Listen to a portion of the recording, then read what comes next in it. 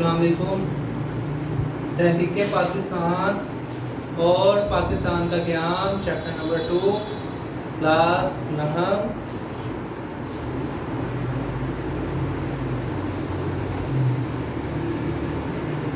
مطالعہ پاکستان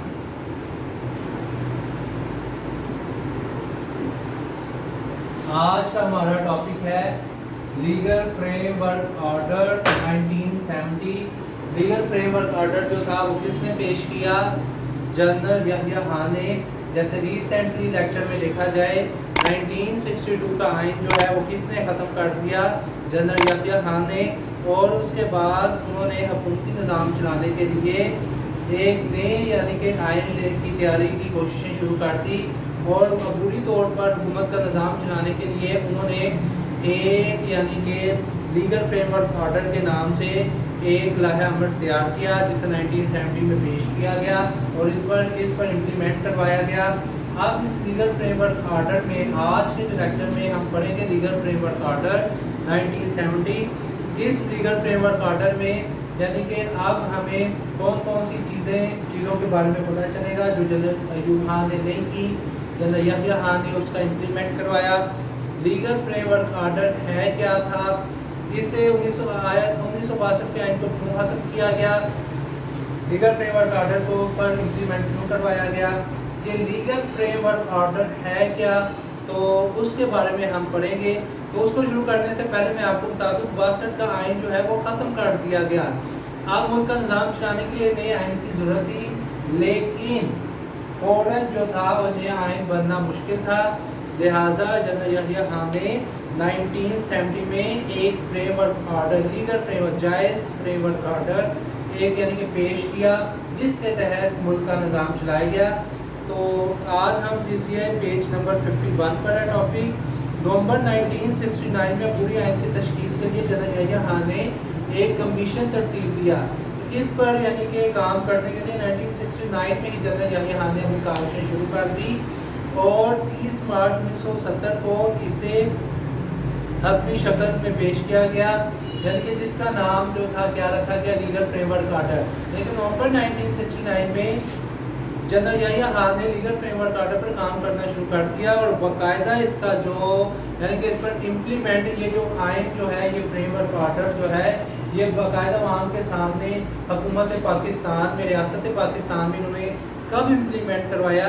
30 مارچ 1970 کو اسے حتمی شکل دے کر اس پر امپلیمنٹ کروایا گیا، اور اس کا نام کیا رکھا گیا؟ Legal frame work order.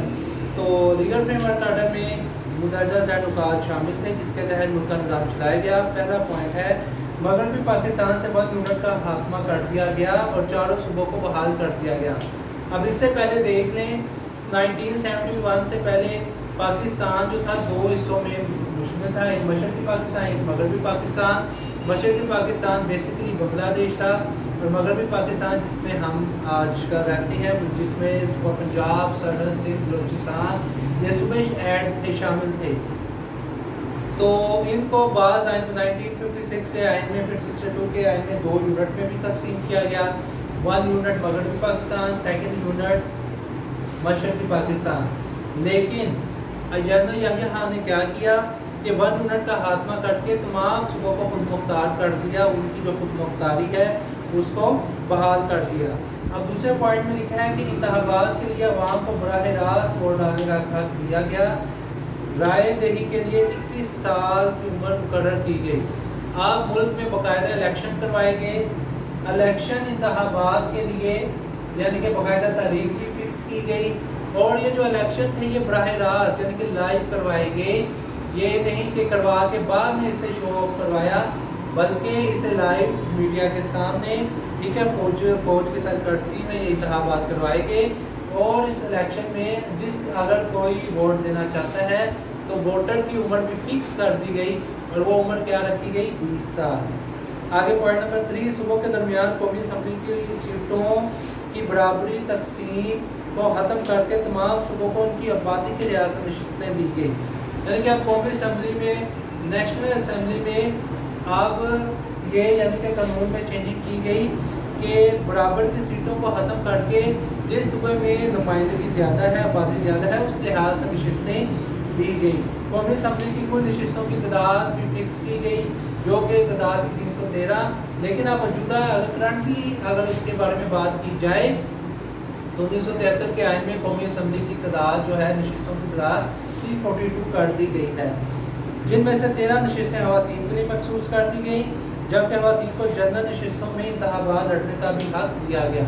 अब इसमें 313 में से जो 13 नशिस्तें थी वो ख़वातीन के लिए, ख़वातीन जो जनरल नशिस्तों में भी इंतखाबात लड़ सकती हैं। पॉइंट नंबर 4, इंतखाबात लड़ने के लिए अगर कोई उम्मीदवार है जो इलेक्शन में खड़ा होना चाहता है तो उसके लिए भी उम्र को फिक्स किया गया डेट, उसके लिए जो उम्र की हद मुकर्रर की गई, यानी कि 25 साल जो है 25 साल की उम्र मुकर्रर की गई। 25 साल से जो कम है वो यानी कि वो उम्मीदवार बराए उम्मीदवार नहीं खड़ा हो सकता, वो यानी कि यानी कि वोटर वोट दे सकता है, लेकिन 25 साल से अगर कम उम्र होगी तो एज अ उम्मीदवार खड़ा नहीं हो सकता। आगे पॉइंट नंबर 5, अगर कौमी असम्बली 120 दिनों के अंदर नया आइन बनाने में नाकाम रही तो कौमी असम्बली ख़त्म हो जाएगी। ये भी शर्त इस लीगल फ्रेमवर्क ऑर्डर में शर्त आयद की गई, अगर कौमी असम्बली जो है नया आइन बनाने में ना 120 दिनों में आइन ना बना सकी तो फिर ये कौमी असम्बली जो है पार्लियामेंट जो है वो ख़त्म कर दी जाएगी। इन तमाम मकाद के अलावा लीगल फ्रेमवर्क ऑर्डर 1970 में मुस्तक़बिल के आइन के लिए एक पॉलिसी तश्कील दी गई जिसके मुताबिक मुल्क का आइन वफाकी तर्ज का होगा। ठीक है, ये तो सबको पता है कि पहले आइन में मुल्क का वफाकी एक फेडरल होगा, जिसके मुताबिक बेसिकली एक शहर या वो एक सूबे में से एक शहर को मुंतखब किया जाएगा और उसके मुताबिक पूरे मुल्क का निज़ाम चलाया जाएगा। मुल्क का नाम इस्लामी जमहूरिया पाकिस्तान रखा गया। आइन में इस्लामी निज़ाम नज़रियात जमहूरी इक़दार को रखा जाए। शहरी अपने बुनियादी हकूक़ की आज़ादी होगी। ठीक है, सूबों को मुख्तारी दी जाएगी। सदर के पास इख्तियारात होंगे। आइन को इस वक्त तक मंजूर ना किया जाएगा जब तक ऊपर बयान करदा निकात आइन का हिस्सा ना हो।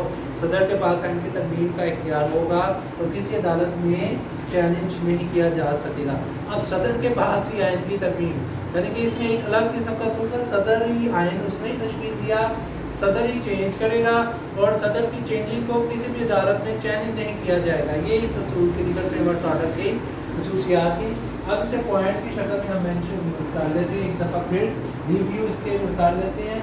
नवंबर 1969 में बुरी आइन के तौर पर लीगल फ्रेमवर्क बनाने के लिए यहाँ ने जो कोशिशें थी अपनी जारी कर दी गई थी, लेकिन एक साल बाद 30 मार्च एक साल इस पर काम होता रहा।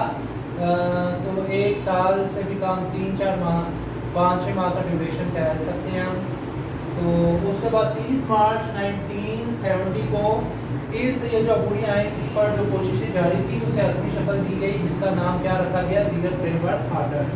अब इसके नकात में से पहला नकात में से चंद नकात हमने लीगल ऐड की हैं। तो उसमें से 1 यूनिट का खात्मा, लीगल फ्रेमवर्क ऑर्डर में ये चीज़ शामिल थी कि 1 यूनिट का खात्मा कर दिया गया और सूबों की मुख्तारी जो है वो बहाल कर दी गई। पॉइंट नंबर 5, बराह रास्त यानी कि लीगल फ्रेमवर्क ऑर्डर में इस बात की यानी कि निशानदेही की गई कि जो इलेक्शन है वो बराह रास्त करवाए जाएंगे और इलेक्शन में जो वोट हैं वो भी बराह रास्त कास्ट किए जाएंगे और इलेक्शन के लिए इलेक्शन में वोट देने के लिए उम्मीदवार की जो उम्र है वो भी मुकर्रर कर दी गई। पॉइंट नंबर 6 में जैसे बताया गया है उम्मीदवार के लिए, उम्मीदवार कह रहा हूँ आप, यानी कि वोट देने के लिए वोट देने वाले की उम्र कितनी साल हो, 21 साल। 21 साल से जो कम उम्र होगी वो वोट कास्टर नहीं बन सकेगा। आगे कौमी असम्बली की भी इन्होंने यानी कि मियाद बता दी गई कि कौमी असम्बली की सीटों को बराबरी में तकसीम किया जाएगा। तमाम सूबों को उनकी आबादी के लिहाज से यानी कि नशिस्तें दी जाएंगी। पहले ये असूल था जनरल युबान के दौर में कि तमाम सूबों को बराबर नशिस्तें होंगी, लेकिन हमें एक नया लीगल फ्रेमवर्क ऑर्डर में ये नया असूल पेश किया गया जिस सूबे में जितनी आबादी ज़्यादा होगी उतनी नशिस्तें उसको ज़्यादा दी जाएंगी। अब कौमी असम्बली की नशिस्तों की तादाद जो है वो भी फिक्स कर दी गई। 313 जो है वो नशिस्तें थी।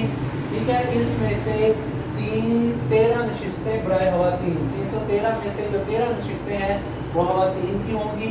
ख़वातीन जो है जनरल इंतखाबात भी लड़ सकेंगी। अब वोटर की उम्र, उम्मीदवार की उम्र, ये थी वोटर की उम्र कि जो जिसने वोट देना है उसकी 21 साल से कम उम्र ना हो।